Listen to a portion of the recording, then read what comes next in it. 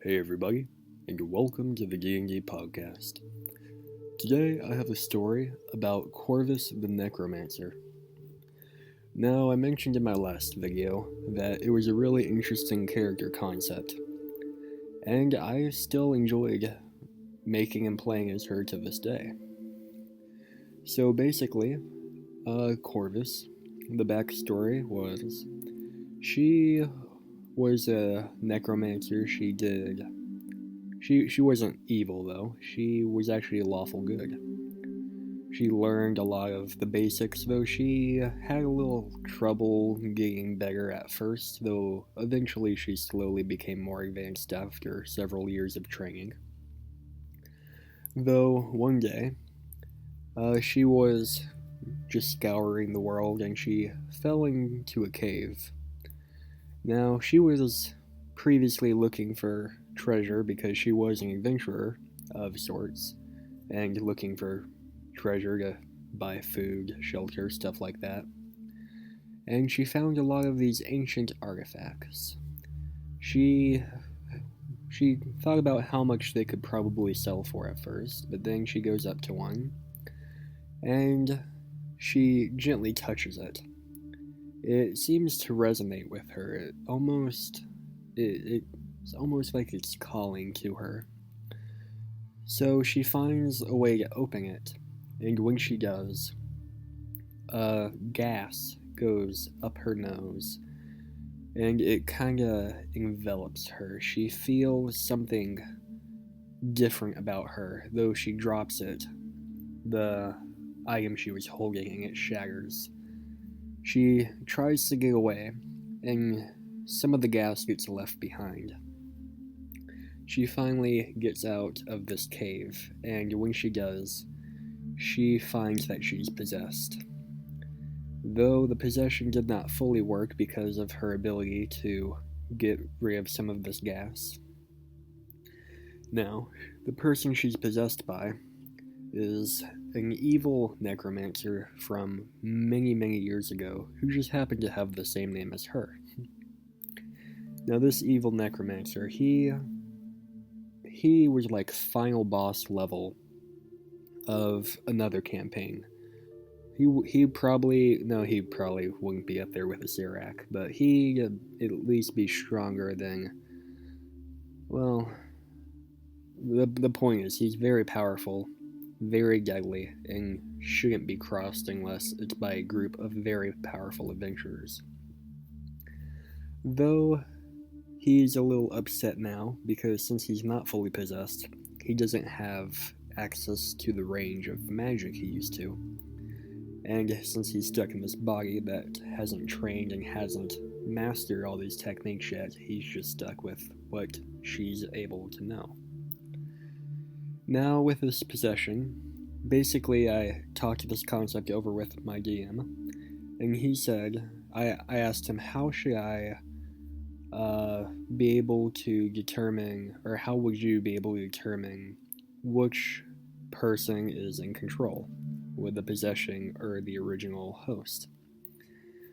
And he says, okay, so at dawn, or at midnight, whenever he mentions the time of day, I will roll a d20. If it's an even number, it will be Corvus the lawful good necromancer. If I get an odd number, it will be Corvus the chaotic evil necromancer.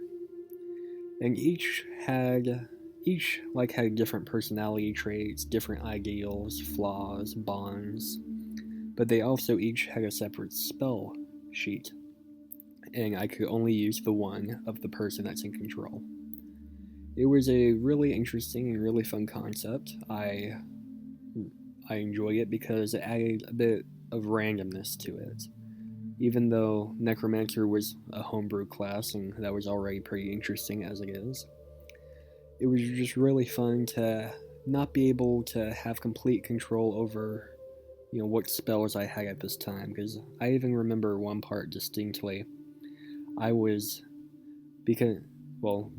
To explain a little bit, the good side had more utility spells, while the bad side had more combat focused spells.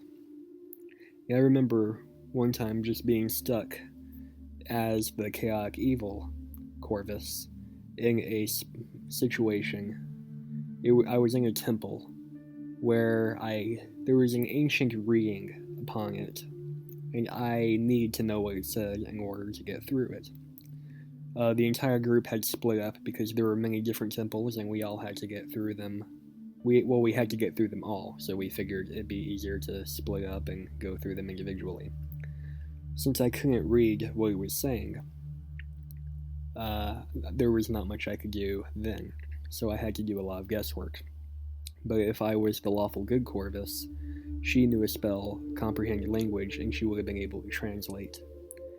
It was really fun to play as Corvus, and I fell in love with the character so much. Oh, also, she was the first time I actually did voices for a character, because previously I was a brand new player, and I was just trying to grasp the mechanics. But this time I went full out. We did a full range of voices. I gave like a dark, gravelly one to the evil one, and actually more of a country one to the good one. It was very interesting, and it was very clear who was in control at any given time. And I absolutely loved when my players found out that there was a different side to it. Because beforehand, she was just like the kindest person you ever meet. Then one day she wakes up, people go up to her, she goes, "How are you doing?" And then she just looks at them and just says, "I'll be doing a lot better if you all were dead," or something like that. That wasn't usually how I did the voice. It was usually a lot more gravelly, but it was really fun to play as her, and she became an important NPC in a different campaign. And she was actually related to Silverwood. He was one of her descendants. But that's about all I have to say about her. She was really a great character. It was a really fun concept. If DMs allow it more often, I would probably play as it more often. And that's about all I have to say about that. It's really fun, and let me know what y'all thought of this. Give me a like, comment, subscribe. Let me know if there's anything you want me to be talking about. Until next time, roll well.